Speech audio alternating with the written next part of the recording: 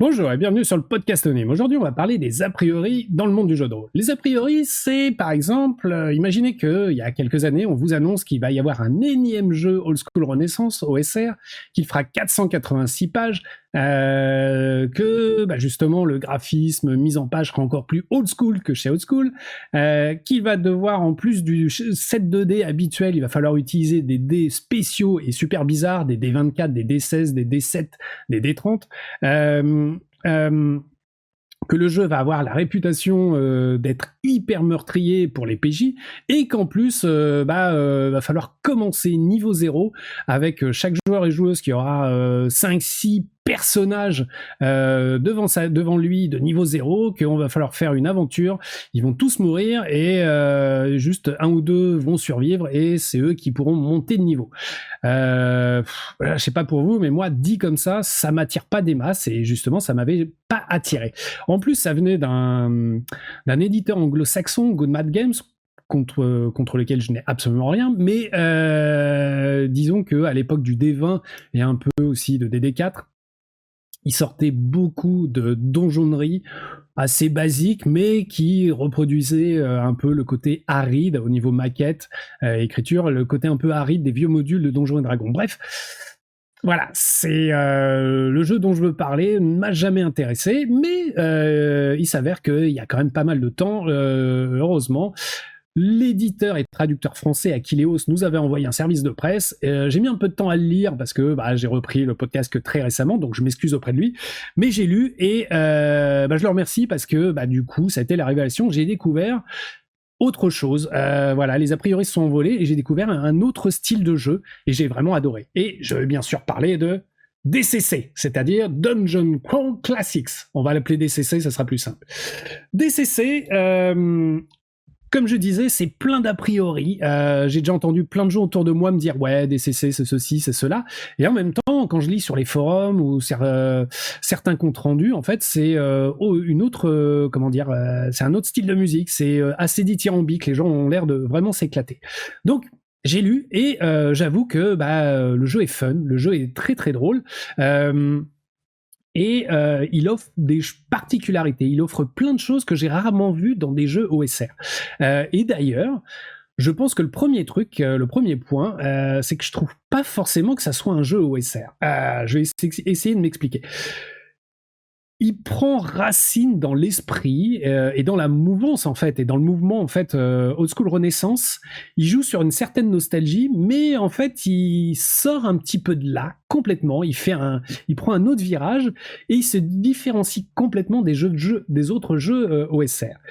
En premier lieu, la plupart des jeux OSR se basent sur l'original Dungeons and Dragons ODD ou sur la version basique. Certains ont fait aussi sur la première édition, sur la seconde édition, mais en majeure partie on est quand même sur ODD et basique. Là, on va retrouver certains trucs qui viennent de là, c'est-à-dire qu'on a 4 classes de personnages, le guerrier, le magicien, le clerc, le voleur, et 3 peuples qui eux-mêmes sont des classes de personnages. Mais les règles, elles se basent sur le D20 système. Le D20 système, en fait, dans son esprit le plus simple, j'ai envie de dire, est celui qui a le plus unifié Donjons et Dragons, dans le sens où on a un bonus de base à l'attaque, on a 3 jets de sauvegarde et quand on monte de niveau, on a des bonus. Ça joue avec un D20, forcément, c'est le dé principal. La classe est ascendante, etc., etc. Donc en fait, c'est l'unification en fait qui était bien en fait dans le D20 et qu'on retrouve maintenant depuis dans DD4 et DD5 par rapport aux autres éditions de Donjons et Dragons. Donc déjà, on se base là-dessus. C'est une sorte d'entorse à l'OSR et quand vous ouvrez la plupart des modules de DCC, ils parlent d'une certaine nostalgie d'avant, etc. Mais cette nostalgie, je la trouve un peu biaisée. Je trouve que c'est la nostalgie des mauvais MJ qu'on était quand on avait 11-12 ans, quand on n'avait aucune conscience en fait du déséquilibre des jeux auxquels on jouait, que ça soit Donjons et Dragons basique ou L'Œil Noir ou d'autres. Et du coup, ça nous arrivait en fait après la création de personnages, nous MJ, de foot carrément une créature puissante dès la première rencontre sur les PJ, ils allaient tous se faire un peu détruire, disséminer, et on se disait bah c'est comme ça, c'est dans les règles, voilà, fallait mieux jouer. On n'avait pas conscience de cette dramaturgie que peut-être à la première rencontre ça vaut pas le coup en fait de tuer tout le monde, ça serait quand même mieux que ça se passe en milieu ou en fin d'aventure pour avoir quand même une sensation d'avoir accompli quelque chose, d'avoir accompli une quête, d'avoir accompli quelque chose d'héroïque. Et donc je trouve que ça joue sur cette nostalgie des mauvais MJ qu'on était, et du coup en fait c'est ça je trouve qui est amusant dans DCC, c'est que maintenant en fait comment dire ces mauvais MJ, bah, cette manière de jouer, bah, en fait maintenant ça nous amuse et maintenant on en a conscience et c'est avec ça qu'on va jouer. Alors pour commencer, je vais faire cette vidéo en deux temps, c'est-à-dire que premier temps, il faut expliquer un peu les particularités de DCC, et après, je vais vous expliquer un peu, moi, l'esprit que j'ai trouvé, et ce qui m'a fait aimer ce jeu. Ah, donc les particularités par rapport aux règles, on va commencer par les dés, c'est ça le plus important. Comme je vous l'ai dit, il y a un set de dés normal et puis il faut acheter des dés complètement bizarres, assez spéciaux, des dés 24, des dés 16, des dés 7, des dés 30. Il y a une formule pour pouvoir s'en passer, mais honnêtement elle est trop compliquée, donc oui, il faut acheter le bouquin de base qui est pas très très cher d'ailleurs. Et un set de dés, ça vaut le coup quand même. Et en fait, tout se résume par ce qu'on appelle les dés d'action. Toutes les classes ont ça. Et ça va vous servir autant pour le combat que pour des jets de compétences et aussi les jets d'incantation. Parce que, comme dans DD5, les mages et les clercs, eux, vont pas lancer un sort automatiquement, non, ils doivent faire un jet pour pouvoir réussir à lancer un sort. Et ça, je vais y revenir. Donc, on a les dés d'action. Et il faut savoir que on ne va pas se retrouver avec des bonus malus en fait qu'il va falloir calculer, additionner, soustraire. Non, en fait les bonus malus en fait c'est en fait la valeur du dé. Donc il y a des moments où vous allez améliorer un dé, d'autres moments où vous allez le dégrader. Imaginons que nous soyons dans un combat. Il y a, je sais pas moi, vous avez votre guerrier et puis il est entravé par quelque chose, par la végétation. C'est un malus. Donc, en gros, plutôt que de faire votre jet d'attaque avec un dé 20, bah, vous allez dégrader le dé. Et le dé qui vient en dessous, c'est le dé 16. Donc, votre jet d'attaque va se faire avec un dé 16. Plus les bonus d'attaque, plus votre bonus de force, etc. Par exemple, si vous avez un bonus, bah là, votre D20, il va devenir un D24. Voilà. Et puis, si vous avez des attaques multiples, avant, fallait en fait faire des calculs et des trucs comme ça. Maintenant, il suffit juste en fait de jeter des valeurs de dés. Donc, en fait, votre première attaque, elle va être à D20 et la deuxième, elle va peut-être être à D14 ou D16. Ça dépend en fait de votre classe de personnage. Ensuite, les classes, ce qui est bien, c'est que chaque classe a ses particularités. Le guerrier, lui, il a un truc, c'est que son bonus de base à l'attaque, en fait, c'est pas un bonus fixe, non, c'est un dé. Au premier niveau, ça va être un D3, après ça va être un D4 et ça va augmenter. Et c'est un dé, c'est le dé des hauts faits d'armes, je crois que ça s'appelle comme ça, qu'on lance toujours en fait avec votre jet d'attaque, votre D20 par exemple.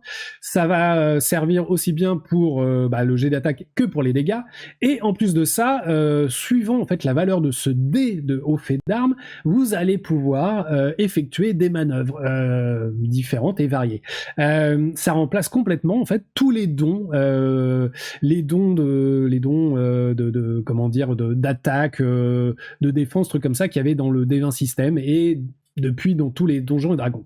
Le clerc, lui, en fait, il a affaire à des entités divines, des dieux, des demi-dieux, des démons, trucs comme ça, suivant si on est un clerc loyal ou chaotique, forcément. Et il faut savoir que tous ces sorts, en fait, dépendent en fait de cette divinité, et que quand vous allez faire votre jet en fait d'incantation pour pouvoir lancer le sort, si vous faites un 1, qui va être donc un échec critique, vous allez obtenir une défaveur envers ce dieu.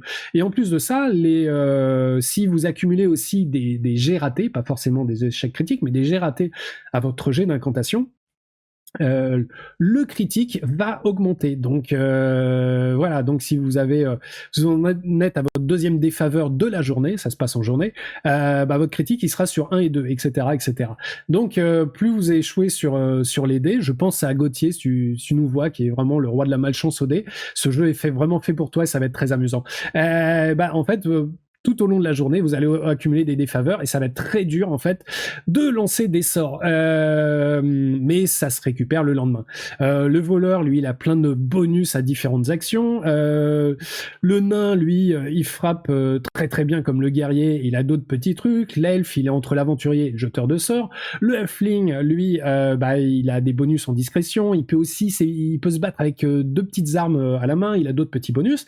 Et puis il y a le plus important, le magicien. Alors là, le chapitre sur la magie occupe, faut avouer, les 3/4 en fait du bouquin, parce que quand on ouvre le bouquin, on s'aperçoit qu'il y a énormément de tableaux un peu partout et ça fait très très peur. Mais rassurez-vous, je vais vous expliquer pourquoi.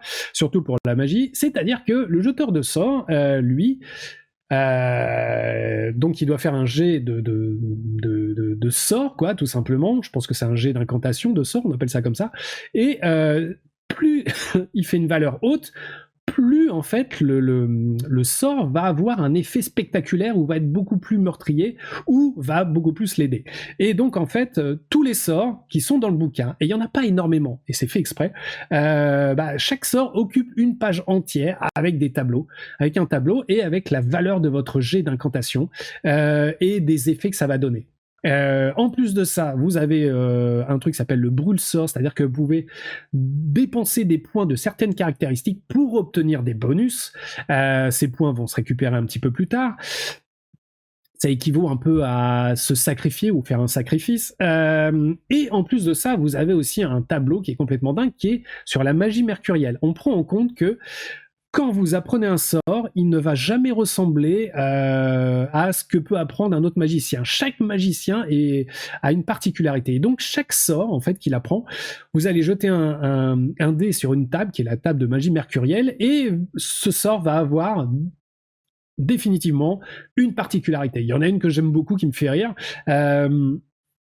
qui comme ça paraît un peu contraignante, mais en fait, elle est très amusante, c'est qu'à chaque fois que vous lancez un sort, ici c'est tombé là-dessus sur le tableau de la magie mercurielle, vous allez ouvrir un portail duquel va sortir peut-être une créature façon Cthulhu, etc.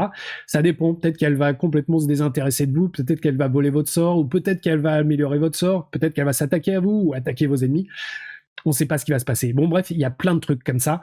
Et du coup, je pense que ces particularités autour du magicien, c'est pour résoudre un problème qui existe depuis la nuit des temps, c'est-à-dire que depuis que Donjons et Dragons existe, c'est ce truc où un magicien de niveau 1, il était toujours très faible, avec très peu de sorts, et puis dès qu'il montait en niveau, il devenait hyper puissant au niveau des sorts et on pouvait plus l'arrêter. Là, en fait, du fait qu'il n'y a pas énormément de sorts, mais qu'ils ont des particularités, ça compense tout ça. Donc ouais, votre personnage magicien va toujours être faible, en fait, un peu physiquement, mais même avec 2 ou 3 sorts, il va pouvoir, en fait, accomplir des trucs complètement dingues si vous avez une bonne chance au dé. On refait coucou à Gauthier, qui n'y arrivera jamais avec ça. Dans les autres particularités de DCC, il y a aussi, cette fois-ci pour tous les personnages, une caractéristique en plus qui s'appelle la chance. Alors la chance, elle va vous offrir déjà, elle sera sur 3d6, donc voilà, entre 3 et 18. Elle va vous offrir un modificateur qui va vous servir pour certaines compétences et pour certaines actions suivant votre classe, et en plus de ça, vous allez aussi pouvoir brûler de la chance. On appelle ça comme ça, c'est-à-dire dépenser des points de chance pour avoir des bonus à certaines actions. Ces points vont se récupérer, et ils se récupèrent pas de la même façon d'une classe à une autre ou d'un style de personnage. Et je rajouterai aussi que chaque classe de personnage a sa table de critique. Une table de critique qui est assez longue, et qui, avec forcément des descriptions, on va dire, assez salées, et qui sont très marrantes en fait à lire. Le bouquin est super complet, comme je vous dis, il fait 486 pages, c'est la magie qui prend le plus de place, le reste ce sont en plus des règles, des classes de personnages, des magies, vous allez avoir les objets magiques, forcément, alors il y en a quelques-uns, mais il y en a certains qui sont maudits, ou alors il va falloir faire des aventures pour pouvoir en trouver, et vous allez avoir un bestiaire, et le tout a une ambiance quand on voit, parce qu'il y a énormément de modules qui sont sortis, d'ailleurs merci à Aquileos pour ça, c'est-à-dire que quand le jeu est sorti, il y avait déjà en fait une dizaine, quinzaine de modules qui sont sortis, ils sont tous assez fins, ils sont tous assez donjonesques, ils sont assez loufoques, ils sont assez gonzo, mais je vais revenir un petit peu là-dessus après. Et ils coûtent la plupart 10 €, donc ça vaut vraiment le coup. Il y a aussi des adaptations. Il y a eu une adaptation à l'Ankmar, mais il y a eu une perte des droits, donc maintenant elle est rare. Il y a une adaptation en anglais à Dying Earth. Il y a eu des bacs à sable, je pense au Péril sur la planète pourpre, qui est une sorte de planetary romance sans la romance, donc ça m'attire énormément. Je pense que c'est le prochain truc que je vais acheter. Il y a eu c'est le cercueil enchaîné, un truc comme ça, qui se passe dans un truc genre dans les montagnes américaines, c'est les Appalaches, un truc comme ça. Enfin bref, c'est assez dingue. Il y a d'autres adaptations en anglais, il y a plein de trucs. Donc c'est assez vaste, et surtout c'est un esprit qui est pas heroic fantasy, c'est un esprit weird fantasy, c'est un esprit un peu terre morte. D'ailleurs, il y a une adaptation en anglais de Dying Earth, et on a l'impression parfois, de par les modules, d'être dans un monde qui a dû être moderne. Il n'y a pas de monde prédéfini, mais on a l'impression d'être dans un monde qui a dû être moderne à un moment donné, qui a dû connaître un apocalypse, qui est revenu à l'état médiéval fantastique, et peut-être qu'il y a des ouvertures vers d'autres dimensions, des portails, des démons, des anges, des créatures qui me font penser un peu à du Cthulhu, des trucs comme ça. Ce qui fait qu'il y a certains modules où tout d'un coup, quand il faut explorer un donjon, on tombe sur une base technologique souterraine, ou dans laquelle on va affronter en fait des robots armés de laser. Enfin bref, il y a des trucs complètement dingues. Bon, alors il y en a comme ça quand c'est pas pour affronter simplement un nécromancien ou des démons ou des créatures d'outre-tombe. À propos de créatures d'outre-tombe, ça me fait penser aussi qu'il y a un truc pour les magiciens qui est bien, c'est les patrons. Alors ça peut être des démons, ça peut être des anges, ça peut être des créatures qui viennent des grands anciens, des trucs comme ça. Et il y a des sorts pour en fait lier et invoquer ces grands patrons. Et aussi, il y a des moments où on va subir un peu de corruption. Donc vraiment, quand je vous disais, ça change de l'heroic fantasy. Il y a un petit côté sword and sorcery avec un peu plus de magie, mais cette magie, elle est un peu sombre, elle est un peu noire. Donc on est vraiment dans de la weird fantasy. C'est tellement weird que autant DCC a son propre bestiaire, faut faire des adaptations par rapport à d'autres bestiaires, mais je pense que certaines tables du fanzine dont j'ai déjà parlé, Nock, cette fois-ci je le prononce bien, qui sont aussi très weird, ça peut vraiment servir pour DCC, ça vaut le coup. Pour finir sur l'aspect technique, on dit souvent que DCC c'est très meurtrier, etc., etc.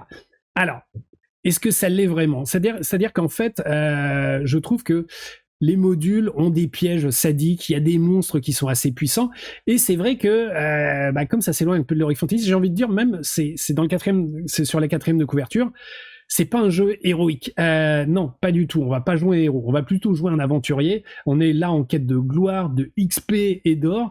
Et parfois, même si on est un peu d'origine noble, voilà, il faut pas foncer tête baissée vers l'ennemi.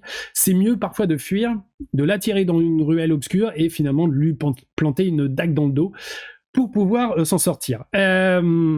Quant à cet aspect de session 0 avec des personnages de niveau 0 et qu'il faut en avoir 5-6 par joueur et par joueuse, je sais que ça rebute plus d'une personne, mais il faut avoir lu le bouquin pour se rendre compte que c'est un conseil. C'est pas forcément une obligation.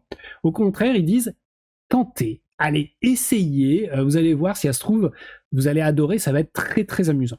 Et voilà, moi, avec ce discours qui n'est pas une obligation, moi, ça m'a donné envie d'essayer. J'avais lu aussi sur Internet quelqu'un qui disait que, en gros, cette session 0, enfin, au niveau 0, finalement, c'est comme si c'était un immense tirage aléatoire, une immense création de personnages. Et je trouvais ça amusant. Et d'ailleurs, je pense que l'héroïsme dans DCC, c'est tout simplement un personnage qui arrive à survivre et à monter niveau après niveau. Alors maintenant qu'on a fait l'aspect technique, je vais vous expliquer un peu moi ce que j'ai trouvé dans ce bouquin, en fait son esprit et ce qui m'a plu. Je pense que le bouquin est drôle, les descriptions sont drôles, etc. Il y a un truc très fun, il y a un truc très ludique, ça fait sourire, c'est assez amusant. Et je pense que, comme je disais, c'est la nostalgie des mauvais MJ qu'on était, et de replonger un petit peu là-dedans, voilà, je trouve que c'est amusant. Si à un moment donné, votre personnage qui est niveau 1 ou 2 se fait trucider par un piège hyper sadique, en fait, vu les descriptions, ça doit en fait faire rire autour de la table. Ça doit même vous, qui perdez votre personnage, vous faire rire. On dit que c'est un peu gonzo, ça l'est un peu, mais je pense que il y a un truc qui est étonnant dans ce jeu, c'est que c'est pas un jeu parodique. parce que je dis souvent c'est drôle, c'est amusant, mais c'est pas un jeu parodique. Je pense qu'il y a une séparation que j'ai rarement vue en fait dans le jeu de rôle et encore moins dans l'OSR. C'est-à-dire que le jeu arrive à séparer deux aspects assez étonnants. C'est-à-dire qu'il y a l'aspect PJ qui va vivre l'aventure et l'aspect joueur qui tire un peu les ficelles de ce PJ. Et les PJ, j'ai l'impression que ils vont vivre des aventures, se battre, essayer d'enquêter, découvrir des mystères, etc. En fait, ils vont jouer avec beaucoup de sérieux, tandis que les joueurs et les joueuses en fait qui les animent, eux, sont là pour s'amuser et rire un peu de ce qui arrive à ces personnages et de leur manière de jouer très sérieusement. Alors je ne saurais pas comment l'expliquer, mais je trouve que c'est la première fois dans un tel jeu où je vois comment dire, un côté à la fois spectateur et acteur de ce qui est entrepris pendant une session de jeu de rôle. Bref, pour finir sur l'esprit, j'ai été assez surpris en fait du bouquin et de ce qu'il proposait par rapport à de l'OSR assez basique. Et je pense que c'est un des rares jeux qui, en prenant racine dans l'OSR, a su en fait se démarquer complètement. A su en fait étonner les gens, a se créer sa propre identité, son propre univers, son propre humour presque, sa propre dérision, sans jamais, comme je disais, être parodique, et offrir une sorte d'expérience de jeu old school qui est à la fois très ludique et très moderne. Alors, est-ce qu'il y a des défauts? Oui, moi je trouve qu'il y a quand même pas mal de défauts dans ce jeu. Je pense que le premier défaut, c'est qu'il y a beaucoup de particularités. Il y a beaucoup de petits points de règle qui viennent en fait complexifier parfois le moteur de jeu.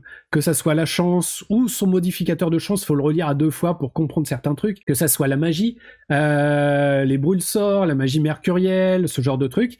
Je pense aussi que le graphisme ou la mise en page, moi je l'ai trouvé un peu aride par certains côtés. Et je dirais aussi que il y a les infos sont un peu disséminées à droite à gauche. Par exemple, je vous parlais des patrons, qui est quand même un truc magique, avec des règles assez particulières qui correspondent à ça, qui correspondent au patron. Ben, il est vers la fin du bouquin, me semble-t-il, alors que j'aurais aimé la voir en fait dans le chapitre de la magie. Alors, pour pallier à ça, parce que ce n'est que mon avis, je vous engage à 2 choses. C'est ça. C'est un petit livret de référence dans lequel il y a en fait toutes les tables, il y a toutes les tables critiques, il y a les trucs en fait sur les personnages, etc., etc. Ce petit livret de référence, il est, je sais même plus quel est son prix, mais il est assez pratique autour de la table, parce qu'il y a toujours un joueur ou une joueuse qui, alors qu'on est en pleine action, va vous demander le bouquin de base, ça va ralentir en fait ce qui se passe autour de la table, etc., etc. À ce moment-là, vous lui filez ce petit livret de référence, ou vous lui filez votre bouquin et vous gardez le livret pour pouvoir continuer peut-être avec les autres joueurs et joueuses. Ça vaut vraiment le coup. Donc c'est une petite dépense en plus, forcément, en plus d'aider. Et pour ceux qui, comme moi, quand ils ont lu le bouquin, ont eu un peu de mal à comprendre certaines infos, à trouver que c'était un peu disséminé à droite à gauche, je vous engage, ça coûte 5 € je crois en PDF, à acheter et lire le kit d'initiation. Je l'ai trouvé vachement bien parce que les infos étaient quand même mieux agencées et j'ai compris. Non, j'ai mieux compris certains trucs que dans le bouquin de base, et ça m'a permis de me replonger après dans le bouquin et voilà, de faire cette vidéo. Je finirai aussi sur les modules. Alors, je vais pas faire une énumération des modules. Non, il y en a plein. Je pense qu'ils sont de différentes qualités. Voilà, il y en a certains qui sont devenus cultes, d'autres qui sont passés complètement aux oubliettes. Et je pense, j'ai envie de vous mettre au défi, je pense sincèrement, alors, bien sûr, il faut suivre un peu les avis des meilleurs modules, blablabla, mais parfois, en fait, vu qu'ils sont à 10 €, prenez-en un au hasard. Je pense pas que, vu ce qui se passe dedans, c'est souvent du donjon, des trucs comme ça. Je pense pas que la qualité en fait du module soit importante. Et il faut oser en fait les acheter en fait les yeux fermés et les jouer. Je pense que le module, c'est pas la qualité en fait de ce qu'il offre qui est génial, c'est plutôt en fait l'expérience de jeu que ça va vous offrir autour de la table grâce à l'esprit DCC. Et j'ai rarement vu ça et moi j'en ai acheté un comme ça par hasard parce qu'il me plaisait par la couverture et son thème, et quand je lui ai lu des critiques, tout le monde disait ouais c'est nul, c'est pas très bien, etc. Moi je l'ai lu, il y a des trucs qui sont pas bien, etc., mais il y a d'autres trucs que j'ai trouvé en fait assez fandards, et je me suis dit allez, faut se lancer, pourquoi pas, essayons et puis on verra. Et on aura sûrement il y aura une bonne ambiance autour de la table, on va bien s'amuser. Et d'ailleurs, quand vous allez sur certains forums, quand vous voyez en fait les gens qui vous font des comptes rendus sur leur partie, quel que soit le module, ça fait vachement envie. Ils ont l'air vraiment, mais alors vraiment de s'amuser comme jamais. Bref, voilà en fait pour DCC. Alors ça va pas être mon jeu de rôle de référence, mais je l'ai trouvé vachement intéressant, avec sa propre identité. J'adore la manière dont il se démarque complètement des autres jeux. Et en fait, vous savez, je vous demande toujours des retours en fin de vidéo. Là, j'aimerais avoir le retour de différents types de personnes. J'aimerais bien en fait avoir un retour de ceux qui n'ont pas acheté, ne le connaissent pas ou qui avaient des a priori. J'espère vous avoir un peu convaincu. Je vous engage à trouver peut-être des MJ qui vont vous initier à une partie ou carrément à passer le pas d'acheter, pourquoi pas le kit d'initiation et pourquoi pas le bouquin. Il est pas très très cher, je crois, et d'essayer. J'aimerais aussi avoir un peu des retours par rapport à des gens qui l'ont lu et qui ont trouvé peut-être la lecture un peu aride ou les informations disséminées à droite à gauche. Ou alors ça, enfin, j'ai envie de savoir si c'est que moi ou en fait ça touche aussi d'autres personnes. Et puis, forcément, j'aimerais aussi avoir des retours des gens qui y jouent, qui trouvent ça assez fun, qui trouvent ça fandard, qui en même temps trouvent que c'est un jeu qui peut plaire à plein de gens. Je crois que c'est ça, surtout, ça peut plaire aux vieux briscards qui avaient l'habitude de Donjons et Dragons dans les années 80, comme ça peut plaire en fait à des nouveaux joueurs et joueuses. J'aimerais bien avoir ce genre de compte rendu et puis voilà, j'espère que je vous ai un peu passé mon excitation sur ce jeu. Moi, j'ai envie d'essayer. J'ai vraiment envie tout d'un coup de m'acheter ce Péril sur la planète pourpre parce que faire de la planetary romance, un genre que j'adore, mais sans romance et avec le côté un peu fun et amusant de DCC, ça me plaît beaucoup. Voilà, sur ce, je vous souhaite bonne lecture et bon jeu.